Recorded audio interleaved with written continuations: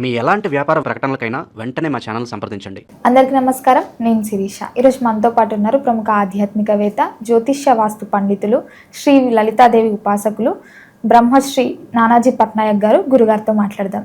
గురుగారు నమస్కారం. గురుగారు, ముఖ్యంగా ఈ డిసెంబర్ మాసంలో కర్కాటక రాశి వారికి ఎలా ఉండబోతుందంటారు? ఎలాంటి జాగ్రత్తలు తీసుకోవాలంటారు? ఏ దైవాన్ని పూజించమంటారు? తప్పకుండా అమ్మ. ఫస్ట్ ఆఫ్ ఆల్ ఏంటంటే కర్కాటకం వారికి మదర్లీ నేచరు, కొంచెం అలర్ట్నెస్, ఎమోషన్స్గా ఉండడం అనేది వీళ్ళకి న్యాచురల్గా వచ్చే లక్షణం. అయితే వీరికి ప్రస్తుతం ఏంటంటే 8th హౌస్లో రాహు, 9th హౌస్లో శని, అండ్ అదేవిధంగా చూసుకున్నట్లయితే పంచమంలో అధిక గ్రహాలు ఉన్నాయి, అండ్ 4లో బుధుడు, ఈ రకంగా ఉంది.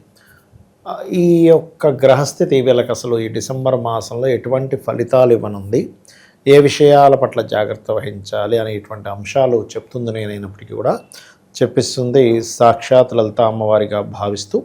ఫస్ట్ ఆఫ్ ఆల్ ఏంటంటే ఇక్కడ వీరికి ఎప్పుడైతే అష్టమంలో రాహు సంచారం జరుగుతుందో ఫస్ట్ వీరు కేర్ తీసుకోవాల్సింది దేని మీద అంటే వాహనం మీద వెళ్ళేటప్పుడు జాగ్రత్తగా ఉండాలి. కాకపోతే 6లోకి వెళ్ళే కుజుడు 7వ తేదీ నుంచి డిసెంబర్ 7 నుంచి మారుతున్నాడు కాబట్టి కాంపిటీషన్లో శత్రువుపై జయాన్ని ఇట్లాంటివన్నీ కూడా వీళ్ళు పొందుతారు. ఓకే. అయితే ధనస్థానము, కుటుంబ స్థానంలో ఎప్పుడైతే కేతు ఉన్నాడో కుటుంబంతో కొంచెం దూరంగా ఉండడం, అంటే కుటుంబంతో స్పెండ్ చేయడం కొంచెం తక్కువగా స్పెండ్ చేయడము, ఇలాంటివి ఎక్కువగా జరుగుతూ ఉంటాయి. అయితే ఈ 4లో రాహు బుధుడు ఉన్నందుకు వీళ్ళు ఎప్పటి నుంచో ఒక బిజినెస్ రిలేటెడ్ సంబంధించిన స్థాపించాలి, ఒక ఆఫీస్ పెట్టుకోవాలి, లేకపోతే ఒక కమర్షియల్ స్పేస్ తీసుకోవాలని ఎప్పటి నుంచో ప్రయత్నం చేసేటువంటి వారికి ఇప్పుడు అనుకూలంగా ఉంది. ఇక్కడ ఏంటంటే ఫస్ట్ ఆఫ్ ఆల్ దళారీలు అంటారు, లేకపోతే మధ్యవర్తిత్వంగా చేస్తూ ఉంటారు, మీడియేటింగ్, మార్కెటింగ్ చేస్తూ ఉంటారు.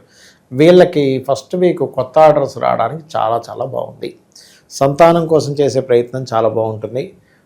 కొంతమంది ఫ్రెండ్స్ లేకపోతే కొత్త లవ్ అఫైర్స్ ఇట్లాంటివి ఏర్పడేటువంటి యోగం ఎక్కువగా ఉంది ఇప్పుడు కర్కాటకం వారికి చెప్పాలంటే ఫస్ట్ 20 days. ఎందుకంటే కుజుడు శుక్రుడు కలిసి ఉన్నారు. కాకపోతే రాంగ్ రూట్లోకి మాత్రం వెళ్ళకూడదు. కొంతమంది అఫైర్స్లోకి వెళ్ళిపోతుంటారు ఆ కుజు శుక్రుడు కలిసి ఉన్నప్పుడు. ఆ థాట్స్ పెరుగుతూ ఉంటాయి. ఆ యొక్క విషయాల పట్ల కాస్త జాగ్రత్తగా ఉండాలి. ఇక్కడ ఎందుకంటే ఎప్పుడైనా ఒక ప్లానటరీ పొజిషన్స్ ఉన్నప్పుడు కొంచెం ఆ థాట్స్ ఎక్కువ వస్తూ ఉంటాయి, అది చూసుకుంటుండాలి. అది కూడా పర్టికులర్గా ఫస్ట్ వీక్ ఎక్కువగా ఉంటుందమ్మా. అలాగే ఇక్కడ మరొక విషయం ఏంటంటే ప్రతి ఒక్కరికి కూడా ధనం కావాలి కదమ్మా. సో ఫైనాన్షియల్ గ్రోత్ పెరగాలి అని అంటే కనుక ఎక్కువగా మీరు ఉదయం నిద్ర లేచిన వెంటనే ఒకసారి గణపతిని ధ్యానం చేసుకోవాలి. ఏ రూపాయి వచ్చినా తీసుకున్నా ఇచ్చినా కూడా ఒకసారి గణపతిని తలుచుకుంటూ చేస్తూ ఉన్నట్లయితే ఏమవుతుందంటే వచ్చిన రూపాయి చాలామంది ఏమంటుంటారంటే అంటే డబ్బులు మిగలట్లేదండి, వచ్చిన డబ్బులు ఫస్ట్ తారీఖు జీతం వస్తే అసలు ఫస్ట్ వీక్లోనే డబ్బులు అయిపోయి సెకండ్ వీక్ నుంచి మళ్ళీ వాడిని వీడిని అడుక్కోవాల్సి వస్తుంది అంటూ ఉంటారు. సో ఆ గణపతిని కనుక ఆరాధన చేస్తూ ఉంటే ఖచ్చితంగా బాగుంటుంది. అట్లాగే కొంచెం ఏంటంటే ఈ స్పోర్ట్స్ రంగాల్లో ఉండేటువంటి వారికి చాలా అనుకూలంగా ఉంటుంది చెప్పాలంటే. అండ్ మరొక విషయం ఏంటంటే ఇష్టపడిన వారిని వివాహం చేసుకోవాలనే ప్రయత్నం ఫలిస్తుంది. తండ్రి గారి ఆరోగ్య విషయంలో కొద్దిగా జాగ్రత్త వహించాలి ఈ కర్కాటకం వారు. ఎందుకంటే 9లో రాహు, శని ఉన్నాడు, శని మీద కుజుడు దృష్టి ఉంది కదా, అందుకని. అయితే ఇక్కడ ఏమవుద్దంటే శని మీద కుజుడు దృష్టి, కుజుడు మీద శని దృష్టి పరస్పర వీక్షణలు ఉన్నప్పుడు మనము వద్దనుకున్న ఏదో ఒక గొడవ. వీళ్ళు ఇప్పుడు నేనేం చెప్పాను స్టార్టింగ్లో మదర్లీ నేచర్ ఎక్కువగా ఉంటుంది, కేరింగ్ ఎక్కువగా, అలర్ట్గా ఉంటుంటారని చెప్తున్నా కదా. ఇంత అలర్ట్గా ఉన్నా కానీ ఎవరో ఒకరు ఏదో ఒక గొడవ అనేటువంటిది వస్తూ ఉంటుంది. ఇక్కడ కొత్త ఉద్యోగ అవకాశాలు వస్తాయి, దానిలో ఎటువంటి ఇబ్బంది లేదు. అందులో ముఖ్యంగా ఈ డిపార్ట్మెంట్స్ ఉంటాయి కదా, police department, security related, cyber security related, ఇట్లాంటి వాటిల్లో ప్రయత్నం చేసేటువంటి వారికి మరింత అద్భుతంగా ఉంటుంది. మ్యాజిక్స్, ఈ వైద్య రంగంలో కూడా ఆయుర్వేదిక్ వైద్యం, ఇట్లాంటి రంగాల్లో ఉండేటువంటి వారికి కూడా కొంత సపోర్టివ్గా ఉంటుంది చెప్పాలంటే. కాకపోతే ఇక్కడ కొంచెం ఈ పంచమ స్థానంలో ఉండేటువంటి గ్రహాలు, పంచమాధిపతి ఎప్పుడైతే 6వ స్థానంలోకి వెళ్ళాడో ఫ్రెండ్ అనుకున్న వాళ్ళు కూడా కొంచెం శత్రువులు అవుతూ ఉంటారు. ఎందుకంటే పంచమాధిపతి శనిగ్రహంతో చూడబడుతున్నాడుగా, మన ఫ్రెండే అని అనుకున్న వ్యక్తి కూడా ఇప్పుడు కాంపిటేటర్గా ఫీల్ అవుతూ ఉంటాడు, శత్రువు అయిపోతూ ఉంటాడు. ఇదేంట్రా బాబు, మొన్నటి వరకు చట్టపట్టలు వేసుకొని తిరిగాము. కొంతమందికి ఉంటుంటారు అలాంటి, రోజు వాళ్ళిద్దరూ కలిసి చక్కగా తిరిగిన వాళ్ళు ఒక్కసారి శత్రువులు అయిపోతుంటారు. ఎందుకు అంటే పంచమం అంటే ఫ్రెండ్ స్థానాధిపతి ఎవరైతే ఉన్నారో ఆయన వెళ్ళి శత్రుస్థాన గ్రహంతో చూడబడుతున్నాడు దీనివల్ల. అలాగే కొంచెం తల్లి గారికి కానీ తండ్రి గారికి కానీ బీపీ లెవెల్స్ కనుక ఎక్కువగా ఉన్నట్లయితే ఆ యొక్క విషయంలో కొంత జాగ్రత్త వహించాలి. వర్క్లో కొంత ఓవర్ స్ట్రెస్ ఉంటుంది, ఉన్న ప్రదేశం నుంచి మారడం ద్వారా బాగుంటుంది కెరియర్ విషయంలో చెప్పాలంటే.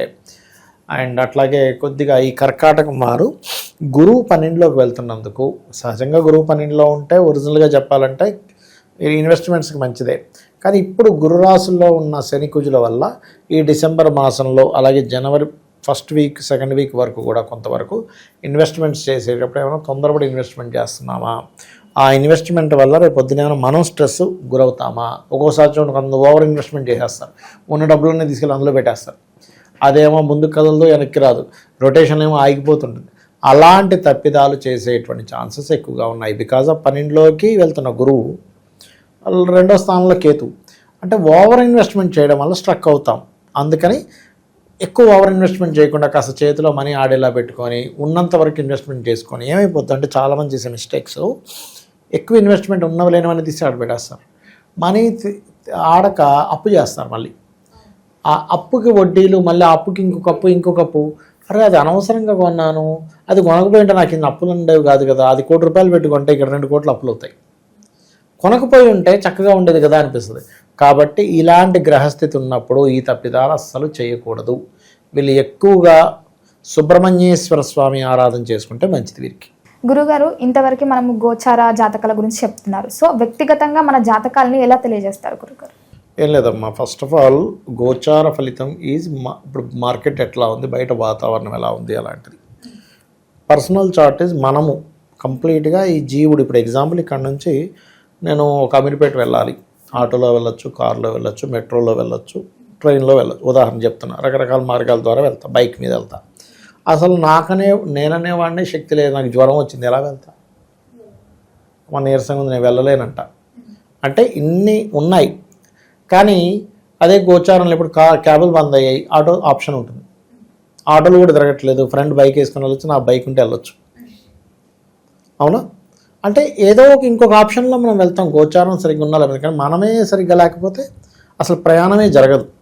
అలాగే పర్సనల్ చార్ట్ ఈజ్ మనం పుట్టినప్పుడు ఏ గ్రహాలు అయితే ఎక్కడెక్కడ ఉన్నాయి, మనం పుట్టినప్పుడు ఉండేటువంటి లగ్నం ఏమిటి, నక్షత్రం ఏమిటి, దశలే నడుస్తున్నాయి, ఎటువంటి యోగాలతో జన్మించాం, ఇవన్నీ ఎలా జరుగుతాయంటే పూర్వజన్మల్లో మనం చేసుకున్న కర్మ ఆధారంగా ఇవన్నీ ఏర్పడతాయి. అంటే మనం మంచి రాయల్గా ఉండే ఇంట్లో, మంచి తల్లిదండ్రులు, మంచి వాళ్ళతో పుట్టామంటే లగ్నం బాగుందని అర్థం. మంచి సంపాదన, కొంతమంది చోటు పెద్దగా చదవకపోయినా బాగా సంపాదిస్తారు, లక్షల కోట్లు సంపాదించేస్తున్నాడు, తీరా చూస్తే 7వ తరగతి చదువుకున్నాడు. నేను చూసే ఒక జాతకం 3వ తరగతి చదువుకున్నాడు, ఆయన సంతకం కూడా పెట్టరని రాజు, నెలకు ₹1 కోటి సంపాదిస్తున్నాడు. ఎట్లాగంటే అంతే ధనయోగం ఉంది, సంతకం కూడా పెట్టరని రాదు ఆయనకి, పెద్ద ఏజెన్సీ నడిపేస్తున్నాడు. ఏం చేస్తాం అంతే. అంటే అతనికి టీము అంత అలా కుదిరారు. అలా ఏంటంటే ధనయోగాలు బాగుంటే, ఇక్కడ ధనయోగాలు బాగుండడం ఒక ఎత్తు, ఎందులో ధనయోగం ఉందో తెలుసుకోవడం ఒక ఎత్తు. మన పర్సనల్ చార్ట్లో అసలు మీకు ధనయోగం ఎందులో ఉందో తెలుసుకుంటే మీరు తత్ సంబంధించినటువంటి ఎడ్యుకేషను, తత్ సంబంధించిన వ్యాపారం చేస్తే ఆటోమేటిక్ కలిసి వస్తుంది. ఇక మనం ఎప్పుడు మనకి డబ్బులు ఇబ్బంది వస్తుందంటే మనకి కలిసి రాని దాంట్లో మనం వేలు పెడతాము, అది మీకు కలిసి రాదు. ఎలా వస్తుంది? ఇప్పుడు భూమి లోపల ఇక్కడ వాటర్ పడతాయంటే అక్కడే తవ్వాలి, ఇంకో దగ్గర తవ్వుతే ఏమవుతుంది? శ్రమ, ధనం వేస్ట్, శ్రమ వేస్ట్. ఎలాగో ఇది కూడా అంతే. అలాగే కొంతమందికి అన్నదమ్ములతో గొడవలు ఉంటాయి. ఎందుకు ఉంటాయి అంటే మీరు పూర్వజన్మలో చేసిన అన్నదమ్ములతో నక్కచెల్లెలతో చేసిన గొడవలు ఈ జన్మలో కర్మ రూపంలో వస్తుంది.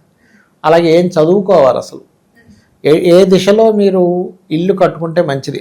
ఆల్ డైరెక్షన్స్ ఈజ్ గుడ్, కానీ ప్రతి ఒక్కరికి ఒక డైరెక్షన్ మీకు అద్భుతమైన యోగాన్ని ఇస్తుందని ఉంటుంది. అది తెలుసుకోగలరు, అది పర్సనల్ చార్ట్లో తెలుస్తుంది. అలాగే సంతానం అభివృద్ధి అవ్వాలంటే ఏం చేయాలి, సంతానం ఎందుకు లేట్ అవుతున్నారు, ఎలాంటి సంతానం పొందుతారో మీరు ఇప్పటికిప్పుడు జాతకం ఇస్తే ఎవరిదైనా, నాకు తెలియదు, మీ ఫోన్లో ఏదో ఒక నెంబర్ ర్యాండమ్గా తీసుకోండి. ఇప్పుడు మీరు ఫోన్ ఓపెన్ చేసి ఆయన్ని ఒక ర్యాండమ్గా కొడితే వాళ్ళ సంతానం గురించి ఇప్పుడు చెప్పచ్చు. ఎలా ఉంటారు, అమాయకంగా ఉంటారా, లేకపోతే స్పిరిచువల్గా ఉంటారా, అగ్రెసివ్గా ఉంటారా, ఫ్యామిలీని వదిలిపెట్టి ఉండడానికి ఇష్టపడతారా, ఫ్యామిలీతో ఉండడానికి ఇష్టపడతారా, అన్నీ తెలుస్తాయి. అట్లా సంతాన అభివృద్ధికి ఏం చేయాలి, అసలు ఎప్పుడు వివాహం చేసుకుంటే మంచిది. ఇప్పుడు చాలామంది మ్యారేజ్ మ్యాచింగ్స్ చూసామండి కానీ డివోర్స్లు అయిపోతున్నాయి అంటాం కదా. కారణం ఏమిటి అంటే వాళ్ళు కేవలం మ్యాచింగ్స్ చూస్తారు, కానీ వాళ్ళకి సరైన సమయమా కాదో చూడరు.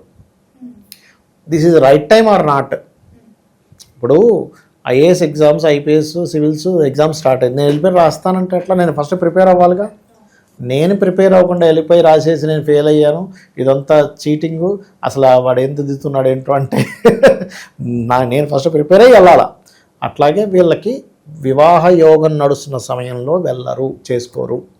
వివాహం నడవని సమయంలో వివాహం చేసుకోవడము, మంచి ముహూర్తం పెట్టుకున్నాం, మ్యాచింగ్ చూసాం, 36కి 18 వచ్చేసి అయినా కానీ ఎందుకు విడిపోయారు అర్థం కావట్లేదు బాధపడుతూ ఉంటాం.